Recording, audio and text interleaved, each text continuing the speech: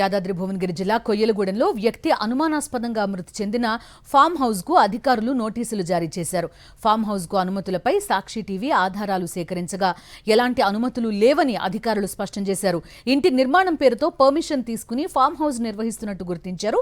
ఈ farm house లో గంజాయి, మద్యం, ఇతర మత్తు పానీయాలతో పార్టీలు చేసుకుంటున్నట్టు తేలింది. ఈ క్రమంలోనే శనివారం అర్ధరాత్రి ఇక్కడ రాము అనే వ్యక్తి అనుమానాస్పదంగా చనిపోయాడు. జీఎస్టీ చెల్లించకుండా 10 నెలలుగా ఫామ్ హౌస్ నిర్వహిస్తున్నట్టు వెల్లడైంది. జీఎస్టీ రూపంలో ప్రభుత్వానికి 11 లక్షలు ఎగవేసినట్టు గుర్తించారు.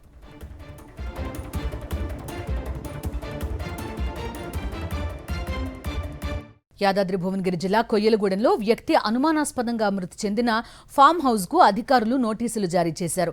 ఫామ్ హౌస్ కు అనుమతులపై సాక్షి టీవీ ఆధారాలు సేకరించగా ఎలాంటి అనుమతులు లేవని అధికారులు స్పష్టం చేశారు.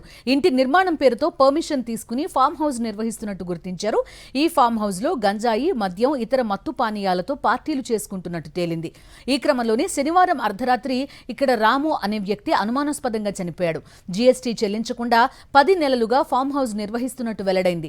జీఎస్టీ రూపంలో ప్రభుత్వానికి 11 లక్షలు ఎగవేసినట్టు గుర్తించారు.